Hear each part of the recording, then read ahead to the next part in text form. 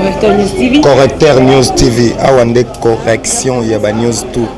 Donc, Awande, on assure quoi. Suivez Correcteur News TV.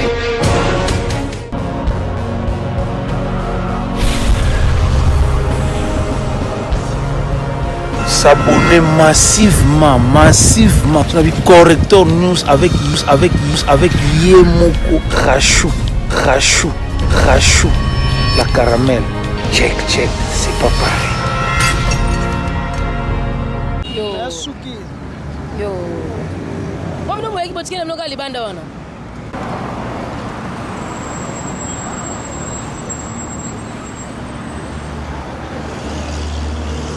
Bon kolanda boyeba ki lelo ezalaki bongo journée au mwana mboka président ya ICD Martin Fayulu abengaki to pesengaki ba peuple congolais pe jeunesse nyonso etelema e ya lelo ko sala marche pour na ko telemela balkanisation pe ko senga ete kimia ekota kuna na Beni na boende lelo marche ngo hôtel de ville mokonzi ya chef ya le gouverneur de la ville Gentili Ngobila aloba qui était et ko simbate ko sala susu manifestation mi balé parce que lelo senga ba sala pe cérémonie pour na héros na biso Emery Lumumba na boende bato bakitaki sur terrain bayi ici décidé bayi la muka batelemaki pour na ko telema ko sala moi marche ba panzaki bango na boende ko koma na bango awa to into na bango nenga nini elekaki likamoni ne salamaki pe ba sa biso impression na bango ezali nini mbote ndeko mbote mama journaliste ndeko to yeba ki bozala ki bongo ko banda na quartier 1 pour la marche le président ici Martin Fayulu Lobaki pour la côté les la balkanisation pe ko kwa kimia génocide etika kuna la Beni alors nini les kaki kuna en tout cas maman mes journalistes na personne mbote belé pour na longona o sali kono bisoto koma awa sika o mutaliboso annonça qui projet balkanisation donc to bandi Pascal wana e uto za la moitié. Donc batini ba jipa ba policier ba gaz et betami wana na niveau ko sakanate vraiment eloko eza ko sala na kata RDC ye père ya démocratie Emery Patrice Lumumba alobaki non à la balkanisation. C'est ainsi que le président légitimement élu Martin Fayulu alobi boy na jour wana to commémorer ensemble na peuple congolais tous à la offensive déterminatif na ba biloko oyo biso ba boyaki ba polo biso toye na ben signe na mutu to utoza na ben signe na mutu akolakisa keno Congo ekozala un ekotikala indivisible ezande moko yango wana mama journaliste ko na mutu na mona mboka ebisa biso lolenga nini bile bokitaki parce que toyokaki gouverneur ya ville Gentili Ngobala qui ko simbate ma cérémonie ça la mibale na ko commémorer héros na biso na bile pe ko simbate on dirait ba non ça qui yango qui ko sala matin mais on dirait boyaki kika na makasi ko sala marche toyaki poto sala marche eza na loi moko te opekisa marche na mboka oyo ya na loi moko te toyepo to sala marche tozwa président élu to koma atika flair na ye babeti lacrymogène bakangi président bakozongisa na ndaku babeti ba massage ebeti donc na polo to baboyi to lata polo drapeau tozala nango te finalement tokende wa bato bakufa balkanisation bato bakufa na este toboyi makila mboka baoteka mboka toboyi mambwana bon na lobi biso basino zomona oyo ya mutu oyo bilamba pembe eza toboyi makila tangi mingi na Congo tolingi sikonde libération ya Congo ezala totika peuple congolais azala na ndenge na ye o esengeli atambola mais lelo tokomi komona tosala boy bakale biso peuple congolais ako vivre bien te mboka na biso moko tokomi lokola bapaya ezalaka te yango tomonaki lelo totelema totambola tolela elongo na bandeko na biso bazokufa na Beni bandeko na biso bakufa na Beni tokomona pe na ba extrait bili les akolakisa que ba FARDC kuna bako remporter victoire dans sens que bako longola bato bako kanga bato bazaki banguna na biso FDLR ba oyo ba nyamulengi tout ça exploit ezali quand même motu ya ndeko mais FARDC azosala musala na ye mais esi la te bato wana bazosala biloko wana ezo uta wapi awa na Kinshasa baonde bazokama mboka bango bazotina biloko wana kuna a partir tala awa nyonso otali ba drapeau nyonso ba parti ezali ya biso toye nango awa eside baboyi ezala polo o ya biso moto lata baboyi basali biso babandi ko menacer biso banda Pascal ba gaz ba donc ya kozoka bazoki si tokomi na passe pona nini tolobaki bien que policier toboyi minduki toboyi gaz mais tomona eloko wana ezosalema oyo ezalaki na ndeko na biso Kabila azosala biloko mais bomoni ke tomoni lokola ke lelo na ndenge eza awa tozwi changement mais changement eza tozokaka régime moko kaka yango wana ezomema biso tokosuka wapi. Bon nalingi nabakisa boye touti Pascal président Martin Fayulu azaki na 5 familles biso etant que basoda du peuple oyo papa Kisekedi oyo honora président Martin Fayulu nde lelo événement ezalaki nini mpona biso tokobanda na Pascal kolongwa Pascal nde tokokoma na monument Lumumba l'échangeur père de l'indépendance papa oyo toyeli awa soki tozoloba boye tozodéplorer mpona Congo baloba eza indivisible papa Kisekedi aloba boye aloba ata 1 cm ya Congo ekokolongwa te malgré bakufa na bango litre ezo continuer mpona président Martin Fayulu biso toye de Pascal toluki banzela ya kocamoufler po tokoma la police congolais tomonaka na l'étranger police ndenge ezali na Batunisie tomoni bato batomboki bazosala kutu ba massacre mais biso mpona journal lelo eza journée mémorial mpona kokanisa bancetre na biso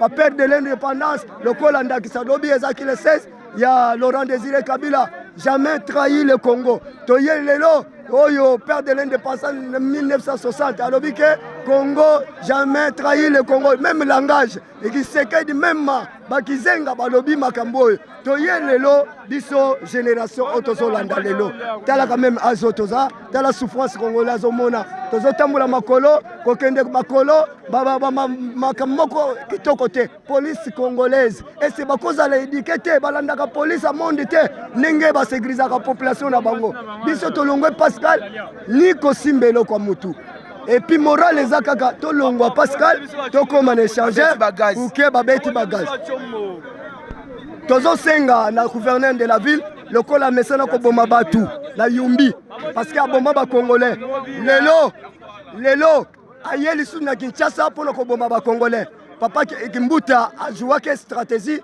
ya ko maîtriser ba congolais aza mutu achote congolais aza muyibite congolais aza bandite lelo soki bozomona congolais azo revendiquer droit na ye pas eleki comment tozo voter tozo changer te revendiquer droit eza kobuka mibeko te gouverneur la ville lobi bosala marche merci nulle part ailleurs constitution ezopekisa marche te constitution epesi droit na congolais a marché pacifique le marché pacifique otozo sala lelo eza pona ko soa eloko mutu te eza pona ko longola président na pouvoir te eza pona ko déranger gouverneur de la ville te mais eza congolais azo mémorier journée oyo Lumumba azimaki annonçaki pona koyebisa ba belge Congo eza indivisible Congo etikali ya ba congolais c'est ainsi que lelo biso toyawa pona basoda du peuple ya Martin Fayulu tozo réclamer toujours Congo ezala na paix Congo ata kitenya mabele ekokende paite maloba oyo mes excuses maloba en tout cas tomoni oye bongo telema awa pona kotala c'est les cérémonies ndenge ko salama alors ozali bongo elenge okolisa biso nini oyo yebi ya motuya ya ero na biso ene Patrice Lumumba nebi ya motuya malamu nyonso sala pona mboka na biso et puis yango toye ko commémorer corps naye donc la journée à lelo donc c'est ça okolisa mboka nini surtout bilenge oyo bayebi te Patrice Lumumba aza motuya nini pona biso Patrice Lumumba aza héros national oyo akufa pona bolamu ya mboka Congo République démocratique du Congo yango toye to commémorer journée à lelo donc c'est ça banda pembe na mutu biso tozali na sima ya président Eli Martin Fayulu toyaki na marche ko accompagner tolingaki juste tokoma awa et ba pandi biso na ba policier ba gaz donc ba masase beti somo donc c'est ça toza a biso mbu ezali bande ko na biso soi-disant bandeko na biso ya coalition oyo balingi mokonzi ya mboka te oyo babengi na kombo ya FCC balati bapolo ya JKK me bandeko wana basimbi drapeau ya UDPS. Nani apesi bango autorisation ya kosimba drapeau na biso? Pourquoi? Bakoki pe kosala mobulu me na kombo ya UDPS. Biso toza machine politique. Aucun parti dans le monde oyo ekokai na parti UDPS. Eza te. Tozoyebisa bandeko na biso tosali na bango 18 mbilinga tokoki kobanga bango tozozela après le 24 bokoyoka nini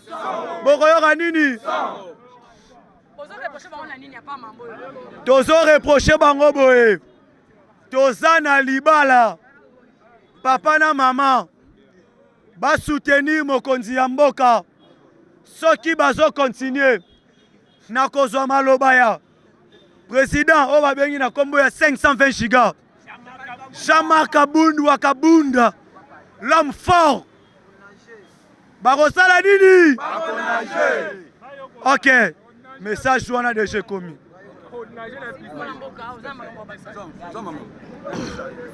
Bon, nalingi na bakisa maloba onde ngonanga lobi. Bien sûr. Tolingaki tosangana na bango soki bazalaki na niveau moko na chef de l'état na idée. Mais bango baza bato balingi peuple te. Président de la République démocratique du Congo Félix Tshisekedi Tshilombo aza na vision ya peuple. Alingi abongisa Congo et comme na esika nango. Mais mutu nyonso oyo azo empêcher chef de l'état vision na ye toza na ye et relation ta mukete.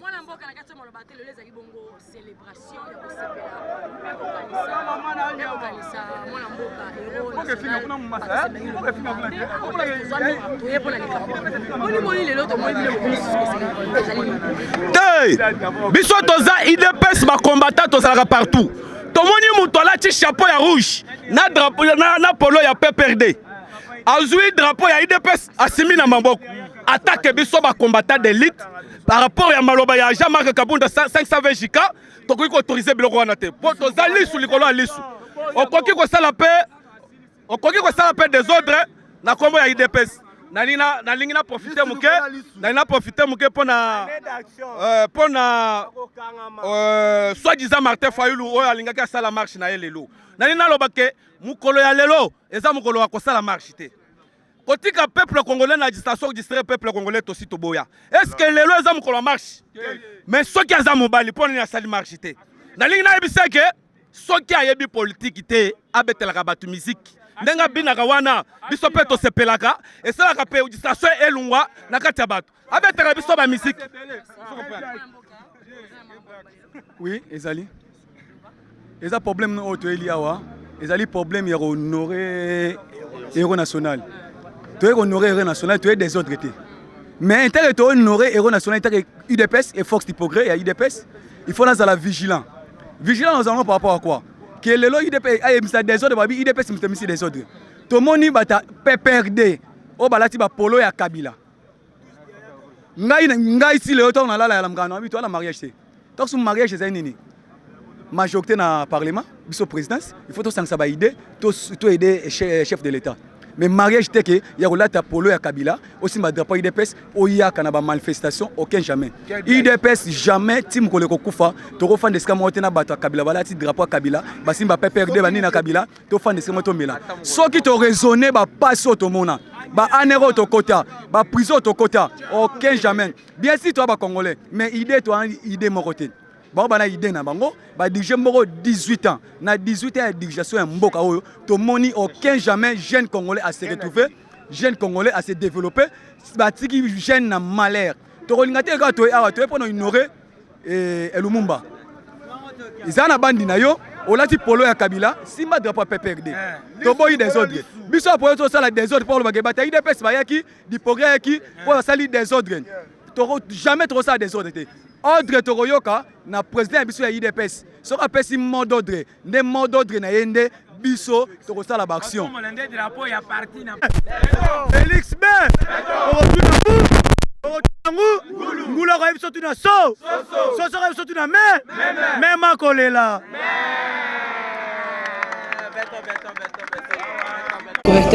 Correcteur News TV, Awande correction, il y a news tout. Donc, Awande, on assure quoi. Suivez Correcteur News TV.